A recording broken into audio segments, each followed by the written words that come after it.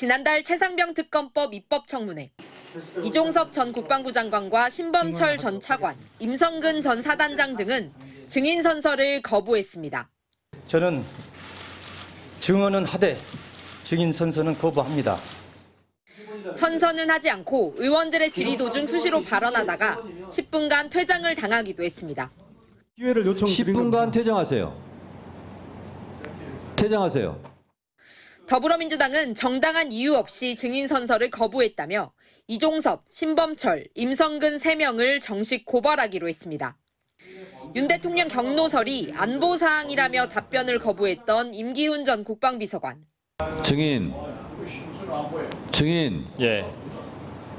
그게 뭐가 안보입니까? 국방비서관이 하는 모든 업무가 국방과 안보와 증인. 거의 모든 질의에 같은 말만 반복했던 이시원 전 비서관. 반복적으로 말씀드리게 됩니다만 지금 수사 중인 사안과 관련 우리가 나온 모든 상임위를 무단 이탈했던 박성재 법무부 장관도 고발 대상입니다. 민주당은 또 국회에 청문회 증인 출석 요구서를 길바닥에 내팽개친 대통령실 관계자들도 고발하기로 했습니다. 백주 대낮에 국회를 대상으로 국회 징언감정법 위반죄, 특수 공무집행방해죄, 공용서류 무효죄를. 국민의힘은 민주당의 입법 독재가 도를 넘고 있다고 반발했습니다. 내용도 절차도 위법투성이인 대통령 탄핵 관련 청문회를 힘으로 밀어붙이려 증인들까지 급박하고 있습니다. 국민의힘은 더불어민주당 일각에서 최상병 특검법이 최종 무산될 경우 대통령이 거부권을 행사할 수 없는 상설특검법을 추진하는 데 대해 법치를 무참히 짓밟으려 한다며 어이가 없다고 맹비난했습니다. MBC 뉴스 신수아입니다.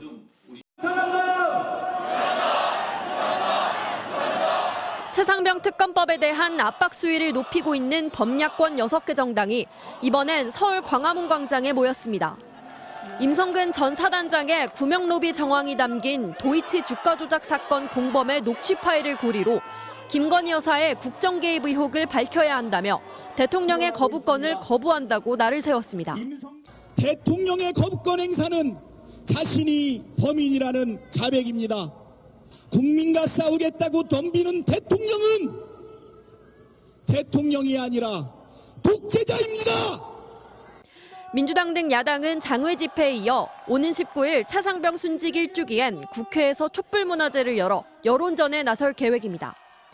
같은 날 국회 법사위의 대통령 탄핵소추 청원 청문회에선 대통령실의 외압 의혹을 다시 부각시키겠다는 방침입니다.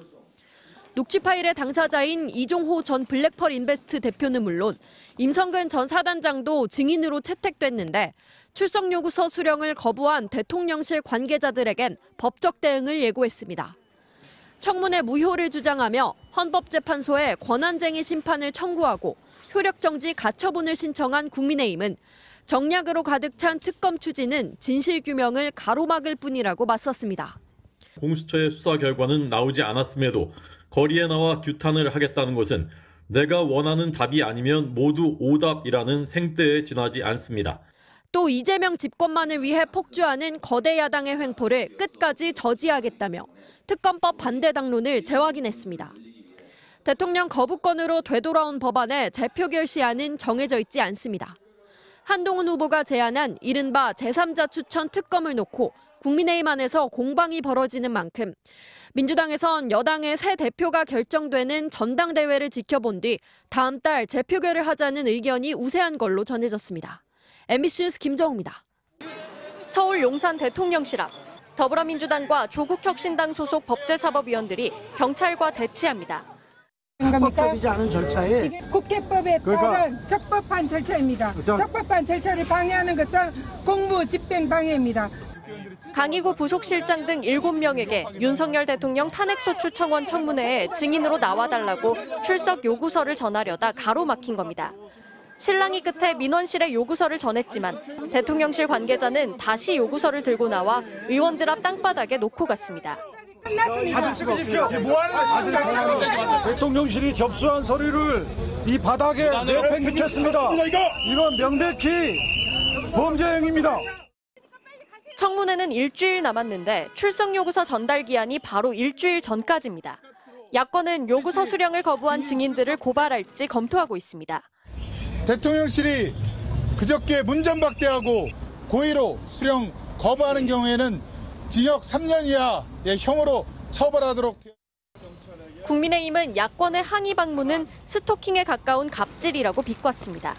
그러면서 청문회 자체를 열지 못하도록 헌법재판소에 권한쟁의 심판을 청구하고 효력정지 가처분도 신청했습니다.